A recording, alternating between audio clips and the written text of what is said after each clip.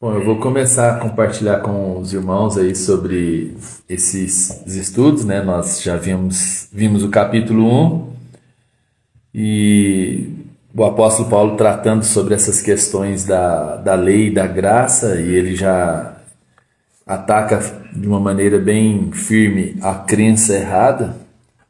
E o que eu deixo bem claro é que a gente precisa ficar muito atento ao que nós acreditamos.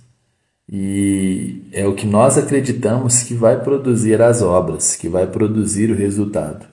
Então o diabo ele vai trabalhar sempre atacando a nossa fé. A palavra de Deus nos fala que o fundamento da nossa fé é Cristo. Se alguém colocar um outro fundamento, esse edifício ele vai estar... a probabilidade dele cair é grande, porque ele tem um fundamento que não é inabalável. Cristo é a rocha e o fundamento inabalável. Então nós precisamos entender isso. A fé em Cristo é que é o fundamento. E o apóstolo Paulo, ele entrou de uma maneira assim, falando duramente ali com os Gálatas, porque ele viu que o fundamento, eles estavam colocando um outro fundamento. Ele atentou muito mais para a fé, para o fundamento Cristo, do que para as atitudes, como nós falamos. A igreja de Corinto tinha tantos problemas que eram visíveis. Mas esse problema de Gálatas, das igrejas ali da Galácia, não era um problema tão visível. As pessoas poderiam olhar do lado de fora e chegariam à conclusão de que eles eram uma igreja boa, perfeita, mas a sua base, o alicerce estava sendo corrompido, colocando um outro evangelho. Quem coloca um outro evangelho, como ele mesmo diz, se um anjo vier ou se a gente pregar um outro evangelho, um outro fundamento que não seja Cristo, que não seja a justiça pela cruz, a justificação pela fé, pela obra de Cristo na cruz, é um evangelho maldito. Então esse é o X da questão, que ele começa a atacar e falar de uma maneira tão veemente.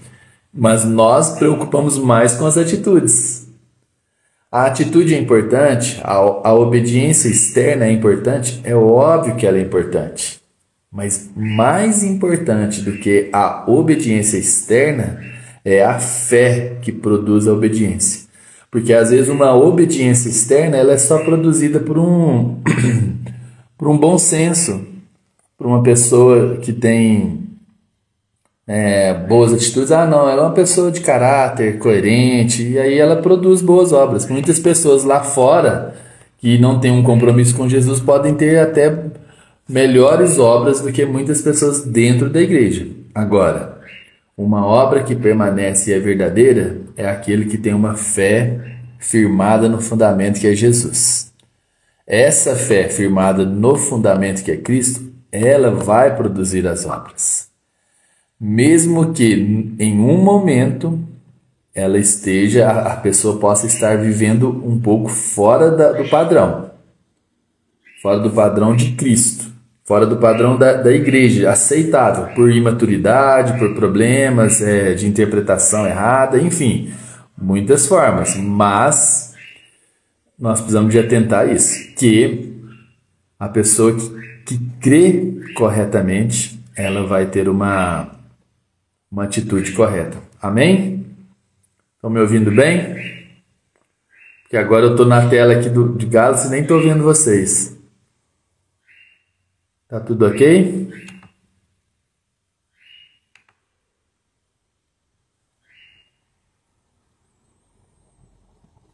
Amém.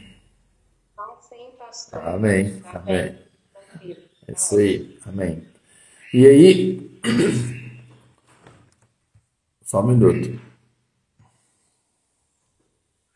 Davi, tira aquela cita para mim de lá, põe lá para fora.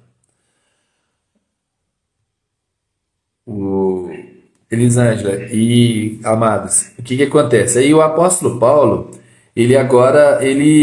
depois dele defender o seu apostolado, a sua missão, ele agora já entra no capítulo 2, falando o seguinte. Ele estava contando no capítulo 1 de todo esse perigo que eles estavam vivendo. Ele começa a falar o seguinte: olha, eu não busquei a aprovação humana, eu recebi o chamado de Deus e aí eu continuei fazendo a minha obra. Aí ele fala, 14 anos depois é que eu subi novamente a Jerusalém, e desta vez com Barnabé. E ele fala, eu fui para lá por causa de uma revelação e expus diante deles o evangelho que prego entre os gentios. Fiz isso em particular os que pareciam ser líderes, para não correr o risco de ter corrido em vão. E ele fala, mas nem mesmo Tito, que era um gentio, né, que estava comigo, foi obrigado a circuncidar-se, apesar dele ser grego. Essa questão foi levantada porque alguns falsos irmãos infiltraram-se em nosso meio para espionar a liberdade que temos em Cristo Jesus e nos reduzir à escravidão. Agora, amados, nós precisamos de entender o seguinte: tem muitas pessoas que escandalizam-se dentro da igreja porque começam a olhar as pessoas à nossa volta, a olhar as falhas da igreja, a olhar os problemas que a igreja... Eu costumo dizer o seguinte, dentro da igreja, nós temos, olha, vamos tentar entender o que a gente tem dentro da igreja. Nós temos aquela pessoa que ela é nova convertida, então ela é imatura. Ela entrou ali na igreja, então ela ainda tem algumas atitudes que não condiz com um cristão maduro. Por quê? Só porque falta maturidade. Ela é imatura. Não é que ela é um falso cristão, um falso crente. Não é que ela não nasceu de novo. Ela nasceu de novo. Deus transformou. Houve uma mudança interna. Ela, de fato, ela começou a seguir a fé cristã, o evangelho. Ela tem Cristo como fundamento, mas agora ela precisa desenvolver. É só uma questão de tempo, porque ela tem alguns pensamentos errados. A palavra de Deus nos fala o seguinte, que arrependimento, né, a palavra arrependimento é mudança de mentalidade. Então, todas as vezes que nós aprendemos algo novo, que um versículo fala ao nosso coração, a nossa mente se abre, o que acontece? Nós nos arrependemos. Esse arrependimento é que nos vai elevando o nosso nível de crescimento espiritual. Por isso que é bom sempre estar ouvindo a palavra, porque é a mudança da mentalidade, como diz ali em Romanos, né? 12, né, para a gente não se amoldar a esse mundo, mas deixar-se ser transformado pela renovação da nossa mente. Muitos cristãos estão dentro da igreja, salvos, mas ainda tem o tempo de crescimento. E se a gente nos pautar por algumas pessoas que podem estar exercendo algum tipo de função, mas ele não podia ter feito aquilo, mas como que aquela pessoa fala isso? A gente precisa de entender o seguinte, ele é um imaturo às vezes. Então primeiro, um cristão verdadeiro, mas imaturo. Nós temos também dentro da igreja aquele cristão que é verdadeiro, já tem maturidade, já é uma pessoa experiente, já conhece, mas pode estar passando um momento ali, talvez de decepção, e aí sabe o que acontece? Ele começa a deixar de olhar para Jesus. Quando nós deixamos de olhar para Jesus, a Bíblia chama isso de andar na carne. Andar pelo padrão mundano. Então, uma pessoa madura, verdadeiramente cristã, mas que esteja vivendo na carne, ela vai produzir algumas obras carnais. Então, da onde que surgem muitas discussões, muitas contendas? Porque tem um cristão Ah, mas ele é um cristão verdadeiro, é antigo, tempo de igreja, sim, mas ele está vivendo na carne. Não é um falso irmão. Não é uma pessoa que nós devemos descartar de forma alguma. Na verdade, nós não devemos descartar ninguém, porque é difícil a gente julgar a atitude do coração de cada pessoa. Então, não olhe para a sua volta, porque você pode perceber um crente verdadeiro, mas imaturo, ou de repente um crente verdadeiro, maduro, né, experiente, mas está tirando os olhos de Cristo e olhando para as circunstâncias. Com isso ele se decepciona, e aí o que acontece? Ele se torna muitas vezes um crítico, ele se torna um crente carnal. Um crente carnal também vai dar problema. Todos nós estamos sujeitos a isso. Eu posso, às vezes, estar decepcionado. Deixei de olhar para Jesus e ver o apóstolo Pedro, um homem de Deus. Quando ele deixou de olhar para Jesus, ele o negou, ele naufragou. Então, eu também pode acontecer comigo, pode acontecer com você. O que a gente precisa de fazer? Exortar, caminhar junto, aconselhar. Então, duas modalidades que eu estou falando que tem dentro da igreja, de crentes verdadeiros. O imaturo e o carnal. Mas dentro da igreja também tem aqueles que nem são crentes. Eles não nasceram de novo. Eles estão dentro da igreja. Eles estão, às vezes, como que eu vou dizer? Eles estão ajudando, sendo voluntário e estão cooperando com a obra, mas eles ainda não entregaram sua vida para Jesus. Eles ainda não tiveram um encontro real com Jesus. Às vezes até se batizaram. Então, dentro da igreja tem os que não são convertidos ainda, mas vão se converter. Não é porque eles não querem, é porque eles ainda não entenderam. A revelação de Cristo como Salvador ainda não entrou no seu coração. A revelação de Cristo como o Salvador ainda não faz parte, ainda não nasceu de novo, mas está bem envolvido. Às vezes, como eu disse, está batizado, às vezes está exercendo o ministério, mas ainda não teve um encontro real com Jesus. Um dia vai ter. Um dia a palavra vai se abrir aos seus olhos e eles vão... Olha, então 3 categorias de pessoas.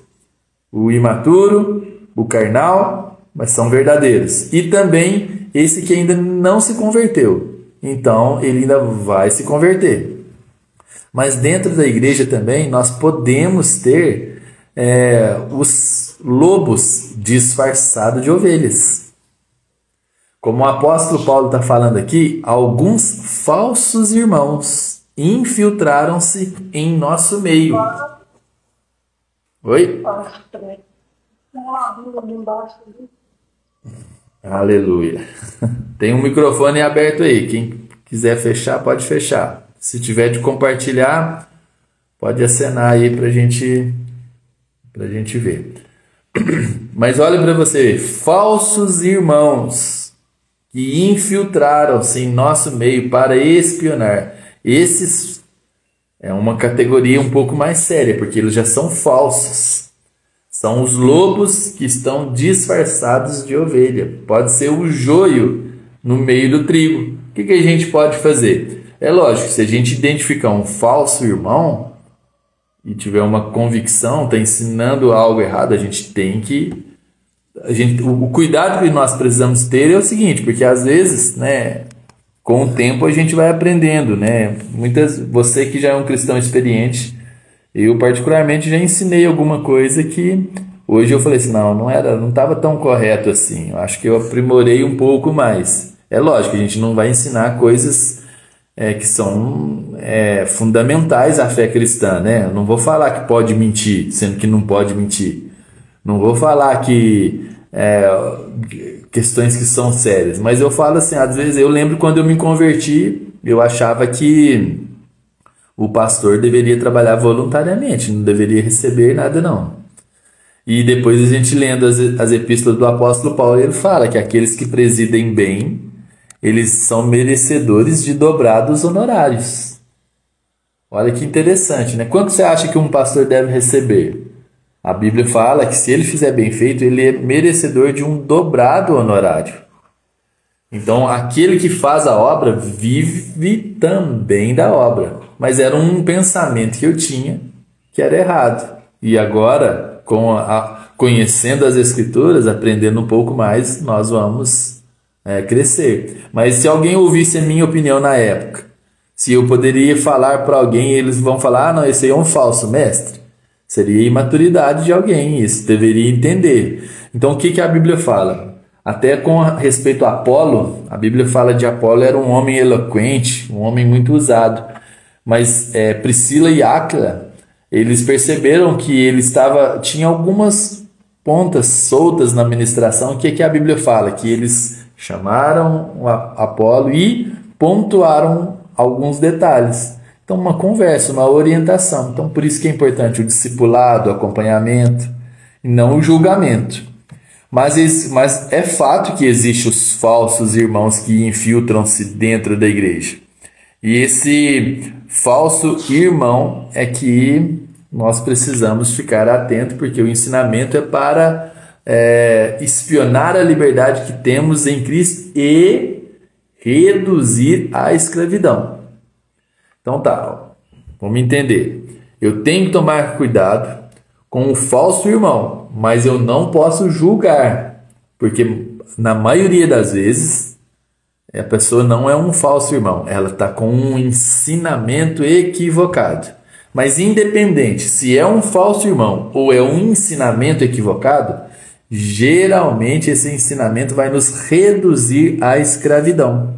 A Bíblia fala que onde há o Espírito, há liberdade. Agora, todo ensino que começa a te prender, que começa a te escravizar, geralmente o ensino te escraviza como? Medo, culpa. Geralmente vai ser essa a base. Eu tenho que fazer isso. Por quê? É o medo que está motivando? Não vou lá não. Por que você não vai fazer tal missão? Por que você não vai orar? Por que você não vai interceder? Por que você não vai exercer o seu chamado? Ou por que você não vai fazer tal viagem? Medo. O Espírito Santo não é espírito de medo. O medo, Deus não vai nos dirigir pelo medo. Não é a forma de Deus nos dirigir. Deus vai nos dirigir pelo Espírito, conduzindo a verdade. Se o medo te priva de alguma coisa, você está se tornando escravo do medo. Esse ensino, ele é prejudicial. Pode ser por um falso mestre ou pode ser por uma pessoa equivocada. Mas independente disso, o ensino, ele é muito prejudicial. Vai reduzir sempre a essa escravidão. Olha o que o apóstolo Paulo fala: não nos submetemos a eles, nem por um instante. São pessoas que parecem, né, que são os donos da verdade, os espirituais. Não se submetam. Um ensino que faz com que você seja um escravo do medo. Eu já vi pessoas dizerem assim: eu não vou orar por tal pessoa não, porque eu não vou pegar a batalha. Meus irmãos, como que isso pode ser possível? Eu vou deixar de interceder porque a batalha é muito grande. Que Deus que a gente serve, que a gente tem que... Não vou orar, não vou interceder, não vou entrar nisso aí não, nessa guerra. Essa guerra não é minha. Peraí. Nós somos da luz e nós vamos sempre prevalecer contra as trevas. Então, eu deixei de interceder. Por quê? Por medo. Nós vamos começar agora o ministério na igreja. Vai ter muita batalha, então não vou entrar não. Não vou envolver por causa da batalha, do medo. Tá vendo como que esse ensino escraviza? Esse ensino deturpa. Você não tem que submeter esse ensino nem por um instante. Se for assim, amados, nós não vamos fazer nada na igreja. Então, esse ensino de exaltar o inimigo e colocar a batalha de uma forma assim tão gigante, isso é destruidor. Isso aniquila nossas forças, tira a nossa fé e nos leva para uma vida de medo. Não vou fazer a conferência não, porque a batalha é grande. Não vou estar no evangelismo não, porque a batalha é grande, o medo... Não. Isso é um ensino prejudicial. Isso destrói a nossa esperança, a nossa fé, a nossa possibilidade. A gente precisa de entender, maior é aquele que está em nós do que aquele que está no mundo. Nós precisamos de entender as verdades escritas, que não há condenação para quem está em Cristo, que as portas do inferno não prevalecem contra a igreja. Então é esse ensino que nos conduz à liberdade. Eu falo o seguinte: se você imagina que você vai ser confrontado aí por alguém na rua, imagina chega uma pessoa armada contra você, você vai fazer alguma coisa? Não, você não vai fazer nada. Por quê? Ele está armado, você não tem arma. Ou seja, a vantagem da batalha é de quem? É dele. Você tem que ficar bem quieto. Agora, se for o contrário, alguém ameaçou sua família, está com uma faca, mas você tem uma arma, você vai reagir. Por quê? Você entende que você tem a arma necessária para você reagir. Bom, eu não estou incentivando a reação de forma alguma, uma briga, não é isso. O que eu estou mostrando, amados, é o seguinte: o que eu estou mostrando é que se nós pintarmos o inimigo invencível, a batalha já está perdida.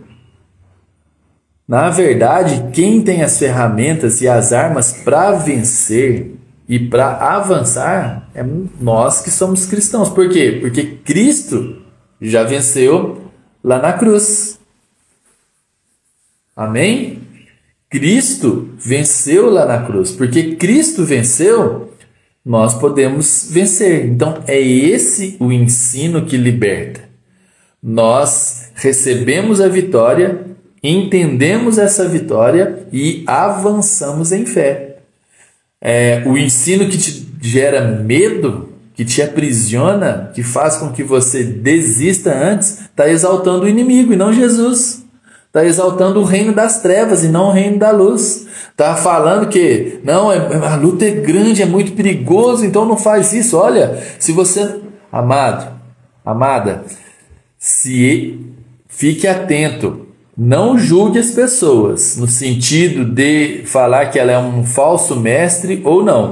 Mas o ensino, julgue o ensino. E você pode confrontar, você pode falar. É lógico que nós vamos falar sempre com o devido respeito, mas seja claro, como o apóstolo Paulo diz aqui, não nos submetemos a ele nem por um instante, para que a verdade do evangelho permanecesse. Você não tem que submeter a um ensino que não é bíblico, nem por um instante. Você pode e deve confrontar. E foi isso que o apóstolo Paulo, fez com esses falsos cristãos. E depois ele continua dizendo, quanto aos que pareciam influentes, o que eram então não faz diferença para mim, Deus julga. Ele está falando de tais homens que eram líderes ali, ele fala que eles foram reconhecidos pelos apóstolos, que operou por meio de Pedro, pois Deus que operou por meio de Pedro, como o apóstolo aos circuncisos, também operou por meu intermédio para com os gentios. Ou seja, ele está falando o seguinte: olha, alguns falsos mestres estavam querendo se justificar através da lei, colocando ensinos que escravizam, mas Deus chamou Pedro para ministrar para os judeus e Deus me chamou para os gentios. reconhecendo a graça que me fora concedida, Tiago, Pedro e João, tido como colunas, estenderam a mão direita da comunhão a mim e a Barnabé, recomendando-nos que fôssemos aos gentios e eles aos circuncisos. Olha, Deus movendo ali nas bases da igreja primitiva, né?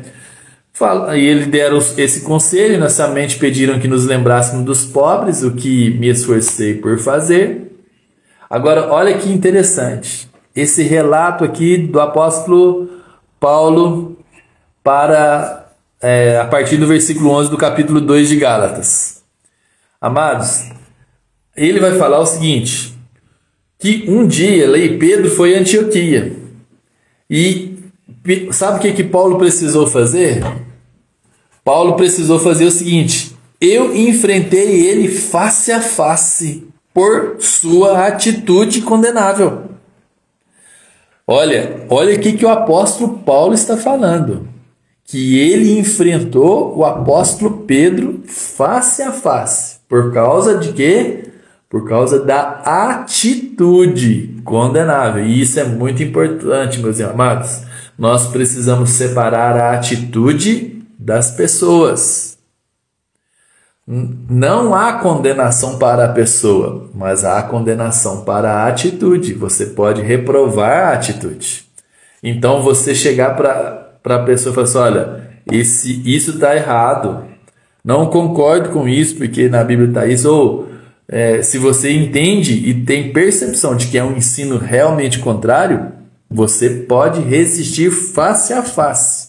Foi o que o apóstolo Paulo fez com Pedro, e ele vai relatar o seguinte, que quando Pedro estava ali, né, olha para você ver, pois antes de chegarem alguns da parte de Tiago, ele comia com os gentios, mas quando eles chegaram, afastou-se e separou-se, temendo-os da circuncisão.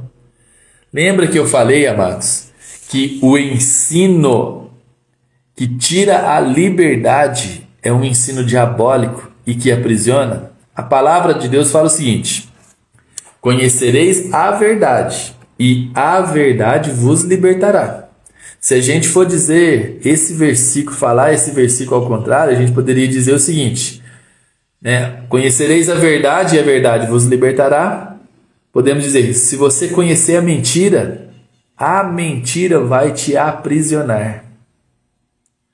Então, o apóstolo Pedro, ele estava cedendo a esse ensino ali, porque quando estava Paulo, os demais gentios, tudo bem, Pedro estava comendo, ria, brincava, conversava, e aí de repente chegou quem? Os supercrentes, os espirituais, aqueles que se acham acima da média, então, que parece que tem assim uma religiosidade, né? Tudo é mais sério.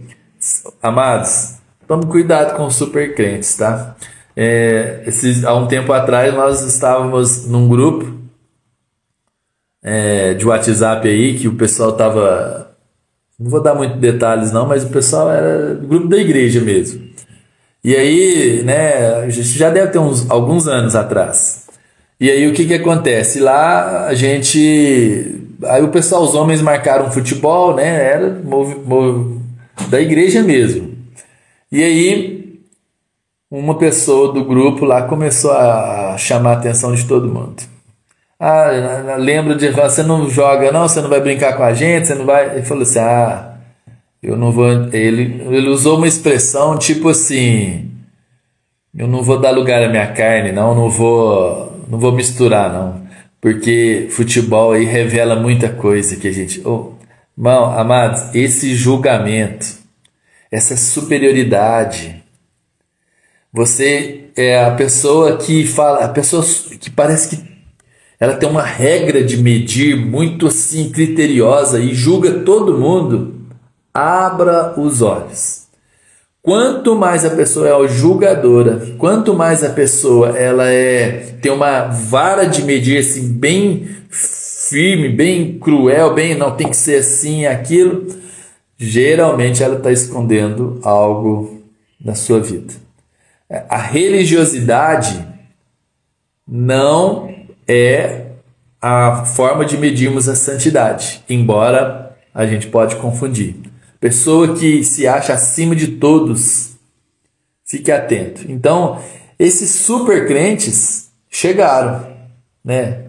Quando eles chegaram, o que aconteceu? Pedro afastou. Por que ele afastou? Temendo. O que gerou o afastamento? O medo.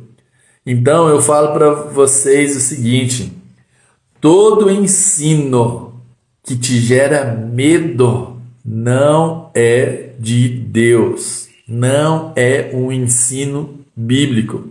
Pode ser que a pessoa seja um falso mestre, mas pode ser que ela esteja equivocada. Então é complexo nós julgarmos, mas o ensino eu posso julgar. O que está sendo falado eu posso julgar e devo julgar. Tenho que falar, tenho que me posicionar. Eu não preciso aceitar de forma alguma ser dominado por um ensino que está me levando à escravidão, como nós acabamos de ler. Esses ensinos, eles são prejudiciais. E ele começou a agir por medo, temendo. O que ele temeu?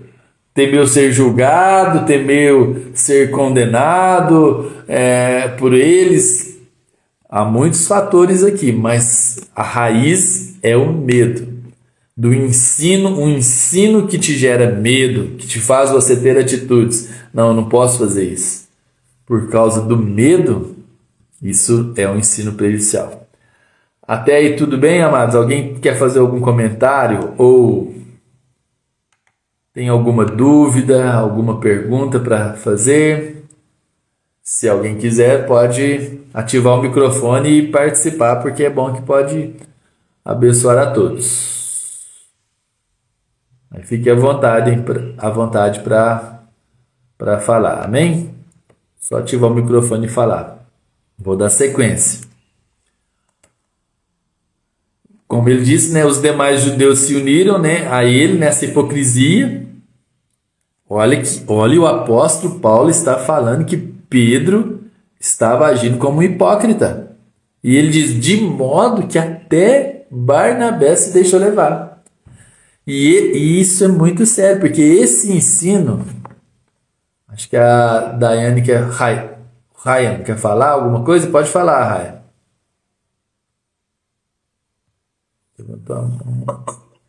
Pastor, como faz para distinguir o ensino, se ele é de Deus ou do demônio? Bom, Ryan, é Rian, né? Que eu falo, certo? Sua pronúncia? Bom, Rian, é o seguinte, vamos ter que conhecer as Escrituras, amém? Conhecendo a Bíblia, eu posso distinguir se o ensino é bíblico ou não. Então, eu preciso de conhecer as Escrituras. Quanto mais você conhecer, mais base bíblica você vai ter para se defender. Agora, a gente conhece poucas Escrituras, o que vai acontecer? Nós vamos ter pouca base bíblica. Então, o mais importante é nós conhecemos as Escrituras. A vara de medir o ensino é o que está escrito na Bíblia. Então, peça à pessoa o que tem. Como assim? Você falou isso, ensinou isso, mas aonde que está escrito isso? Na onde que a Bíblia fala sobre isso?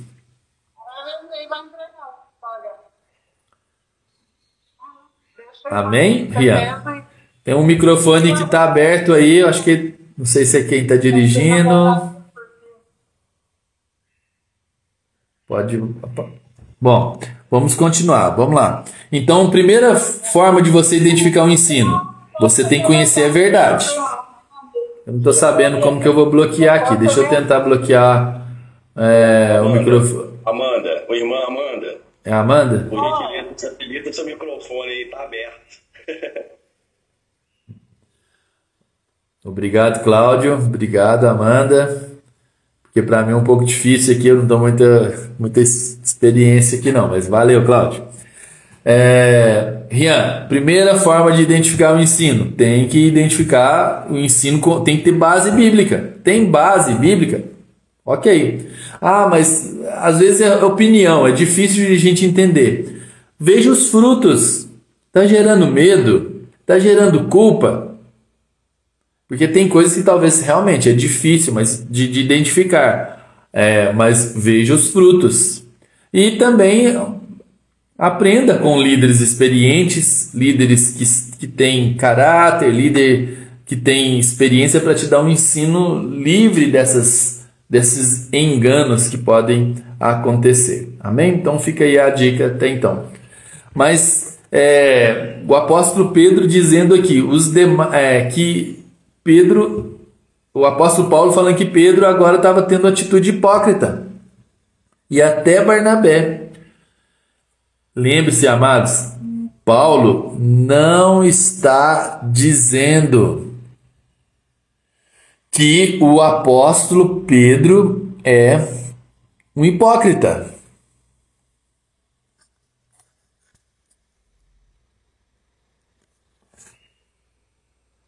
Estou lendo uma mensagem aqui que o Elton me mandou para dar uma dica para passar para frente.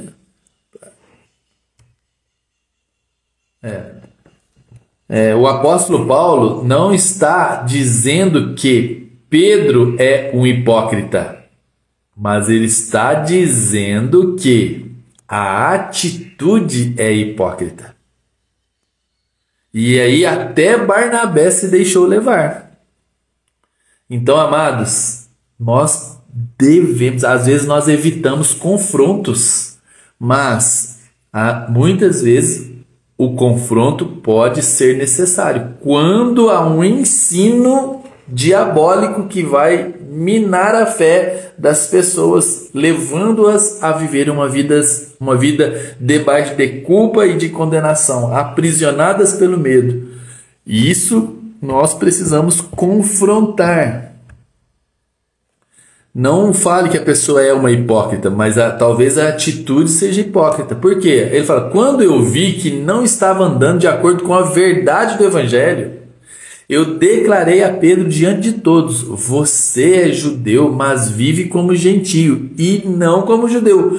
Como é que obriga gentios a viverem como judeus?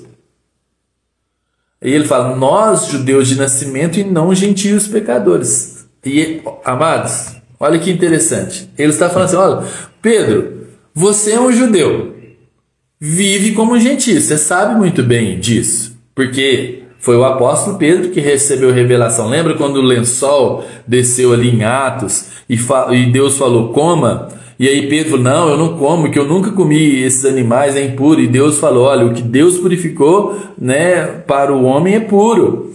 E aí Pedro recebeu essa revelação e ele falou que Deus estava chamando os gentios. Então, o apóstolo Pedro era uma pessoa que tinha revelação, um homem de Deus, verdadeiramente de Deus, mas nesse determinado momento ele se deixou levar por um ensino, por um medo, por uma hipocrisia. E aí Paulo fala, olha, você sabe que você não segue a lei, você sabe muito bem que você é salvo por causa de Cristo e agora você está querendo viver como judeu? Você quer obrigar os gentios a viver como judeu? Isso é uma hipocrisia. Então, ele não fugiu do confronto. Ele simplesmente se posicionou falando verdadeiramente. Isso é muito importante. Nós precisamos, às vezes, nos posicionar. Agora, amados, no caso do apóstolo Paulo, ele falou diante de todo mundo. Diante de toda a multidão. Por quê? Porque Pedro estava tendo uma atitude pública que estava minando a igreja. E aí o apóstolo Paulo se levantou e falou. Agora, nós precisamos ter discernimento. Como eu disse, Priscila e Áquila, quando foram conversar com Apolo, eles chamaram à parte e pontuaram. Então nós precisamos ter esse discernimento. Vou falar em público, imagina, se você discorda de alguma coisa que o pastor falou lá no púlpito. Eu vou falar. amados, sinceramente. Realmente é imaturidade e inapropriado. Ah, mas ele está totalmente contra a Bíblia. Será que está totalmente contra a Bíblia e você está correto? Não faz sentido. Porque nós precisamos entender o seguinte: o que é opinião? O que é ponto de vista? Tem coisas que a gente pode discordar, né? Eu tenho o meu parecer, o pastor Rodolfo pode ter o parecer dele, mas nas bases, nos fundamentos, a nossa fé é a mesma. Então, em questão de que não é fundamento, ok, podemos ter divergências de opinião. Vamos supor que o pastor não queira que tenha... Tem pastor que não gosta que tenha célula na igreja, GC. Outros pastores acham que é muito importante. E aí, quem está certo, quem está errado? Não tem um certo e errado ali. Se a gente... não, mas tem base. A igreja primitiva reunia. Eu sei que você vai ter suas bases. O que eu estou querendo dizer é o seguinte: não é fundamental. Agora, Cristo, Salvador, a rocha, isso é indiscutível. Ensinos que aprisionam é indiscutível. Gera medo? Tome cuidado. E ele continua aí ele começa a dizer o seguinte. Ele fala o seguinte, que por que ele chega a essa conclusão? E ele fala: sabemos que ninguém é justificado pela prática da lei, mas mediante a fé em Jesus Cristo. Assim, nós também cremos em Cristo Jesus para sermos justificados pela fé em Cristo e não pela prática da lei, porque pela prática da lei ninguém será justificado. Essa é uma conclusão que ele está falando para o apóstolo Pedro. Ele falou assim: olha, Pedro, você agora está se afastando, estava aqui comendo, estava aqui se divertindo com os irmãos, nós estávamos vivendo comunhão, porque chega agora esses religiosos aí, cheio de lei, cheio de legalismos, e aí agora você vai se afastar, você está tendo uma atitude hipócrita. Isso ele falou diante de todos, ele resistiu face a face. Ele fala: você sabe muito bem que você é um judeu e não vive como um judeu, porque você tem revelação de quem é Cristo. Você sabe que o seu Salvador é Cristo, que a nossa salvação é única e exclusivamente pela fé em Cristo. Então por que você quer fazer com que os outros venham ter seguir alguma lei, algum ritual? E ele conclui dizendo: porque nós sabemos, né, eu e você, né, nós sabemos que ninguém é justificado pela prática da lei, mas mediante a fé em Jesus Cristo. E esse ensino, amados, de justificação pela fé é fundamento da fé cristã. Ninguém é justificado por prática da lei, por praticar obras, por fazer alguma coisa. A justiça de Deus, ela é elevada. A justiça de Deus é extremamente elevada. Ou seja, por que eu estou falando que a justiça de Deus é extremamente elevada? Eu estou querendo mostrar para vocês o seguinte: o padrão de justiça de Deus é tão alto, que para nós é inatingível. Porque é inatingível por qualquer tentativa humana, nós só podemos alcançar esse padrão de justiça pela fé. Quando nós falamos pela fé, existe a fé, ela num certo sentido, ela faz oposição à obra. Ou você vive pela obra, pelo braço, pela carne, pelo esforço próprio, pela lei, ou você vive pela fé, aquela fé que deposita a confiança no que Cristo fez, no que Cristo alcançou para nós. É interessante a gente notar o seguinte, que eu vi um teatrozinho eu acho que eu já falei isso algumas vezes, mas eu acho que aqui eu ainda não falei. Eu vi um teatro na internet e falava o seguinte: as pessoas estavam chegando no céu e tinham os anjos recebendo as pessoas ali. E os anjos estavam fazendo essa recepção e ali eles começavam a ler a vida de cada pessoa que estava na fila para entrar para o céu ou para ir para o inferno. Agora é interessante que tinha uma balança. Nessa balança tinha um sinal de positivo e negativo. Todo mundo que subia na balança e fosse para o sinal positivo ia para o céu. Todos que tivessem sinal negativo, o que aconteceria? Ia para o inferno. E ali, amados, passou várias pessoas. Passou pessoas boas e pessoas más. Passou líderes religiosos, pessoas sérias, corretas nas suas atitudes, pessoas que fizeram muita caridade. E o anjo leu ali e essa pessoa subia na balança, ela ia para o positivo, mas de repente ela voltava para o negativo. E a pessoa muitas vezes ia sair revoltada. Mas como assim? Eu fiz tanta coisa boa, fui uma pessoa honesta, não fazia as coisas assim de errado, era uma pessoa íntegra. Mas aí o anjo não tinha justificativa. Falou assim, olha, mas deu negativo. Líderes, sacerdotes passavam ali e saíam revoltados porque estava dando negativo. E de repente chegavam pessoas más também, pessoas que não cumpriram não seguir correto, subir na balança e negativo.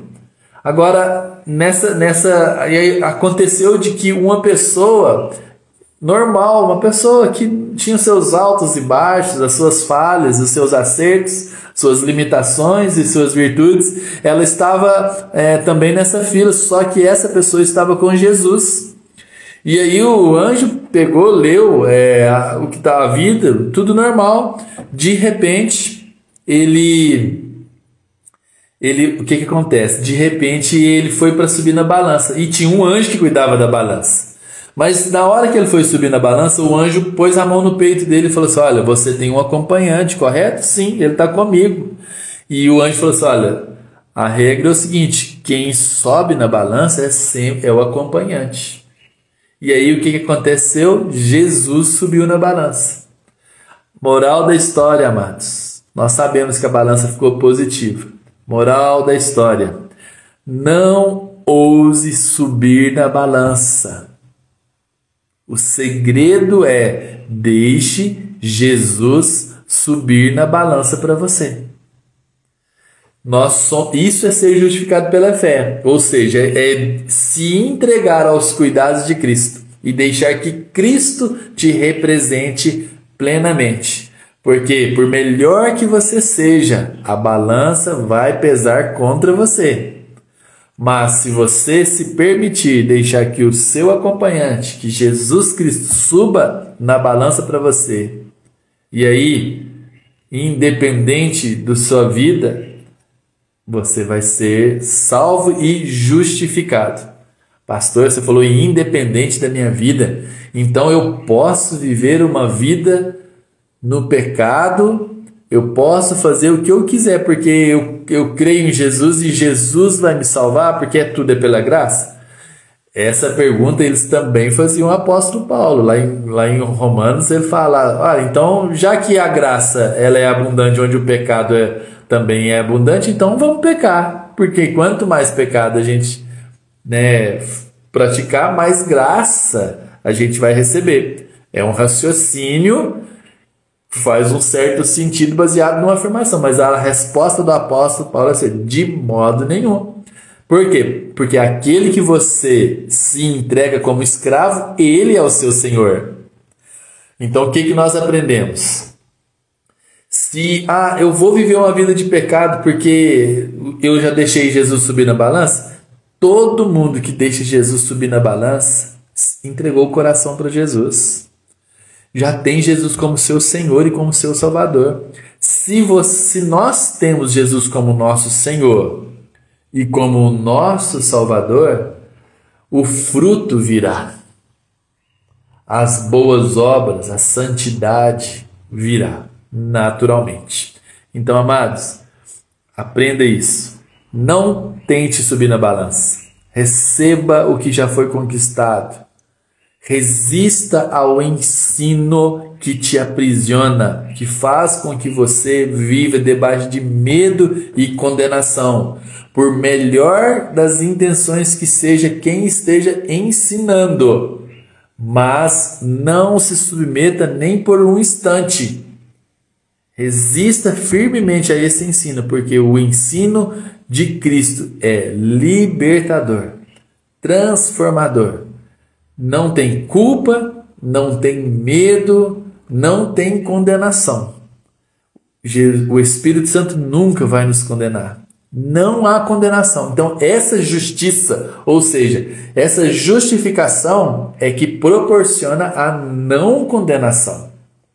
Porque isso é pela fé no que Cristo fez, não no que nós fazemos. Então, o ensino que a gente recebe é o seguinte: Ele me libertou para que eu viva uma vida livre e liberta. Liberta da mentira, liberta do pecado, liberta do engano. E eu não preciso me sujeitar ao pecado. Quem se justifica, fala assim: não, eu estou debaixo da graça, vive no pecado, na verdade, não conhece a graça. Porque a palavra de Deus diz o seguinte: o pecado não terá domínio sobre vós, pois vocês não estão debaixo da lei, e sim da graça. A graça que liberta do pecado. Amém, amados? Então nós precisamos entender isso. Diga não aos ensinos malignos, ensinos diabólicos que gera aprisionamento, que gera medo e faz com que você perca o prazer de viver uma vida cristã. Perca o prazer de exercer o seu ministério. Porque agora tudo é uma luta contínua, um medo contínuo. Isso é muito perigoso e isso impede a gente de crescer e avançar na fé cristã. Amém, amados? Se alguém tiver alguma pergunta, nós temos aí 2 minutinhos. Quiser fazer algum comentário ou na semana que vem a gente continua também aí. Talvez a gente já consiga entrar no capítulo 3, que ali eu acho o capítulo 3 fascinante. E depois, se você tiver algum feedback para dar aí da aula, põe lá no grupo ou me manda no particular mesmo, porque é bom para a gente ver se o pessoal, se está claro, se eu tenho que diminuir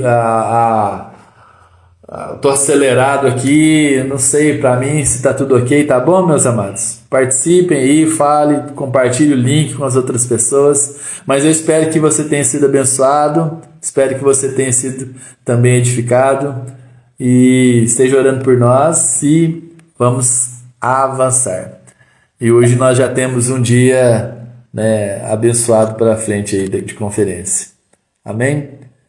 Aleluia. Se quer falar, pode falar. Pastor Fábio, ficou muito bom aí apresentando, viu? Parabéns. Ficou bem legal para a gente visualizar aqui palavras. Muito bacana. Que bom então. Vamos tentar aperfeiçoar. Obrigado, viu, Cláudio? Deus abençoe. Deus abençoe a todos aí. Agora partiu a conferência. Partiu, isso aí. Amém, amados. Quer falar, Elisângela? A sua aula maravilhosa. Deus abençoe a sua vida, viu? Amém. Glória a Deus. Cada dia mais, em nome de Jesus. Amém. Muito obrigado. Então, Deus abençoe todos vocês, gente. Um ótimo domingo. E nós nos encontramos aí na igreja. Valeu, Paulo, pela feedback aí. Rian, Deus abençoe a todos vocês, viu? Abração.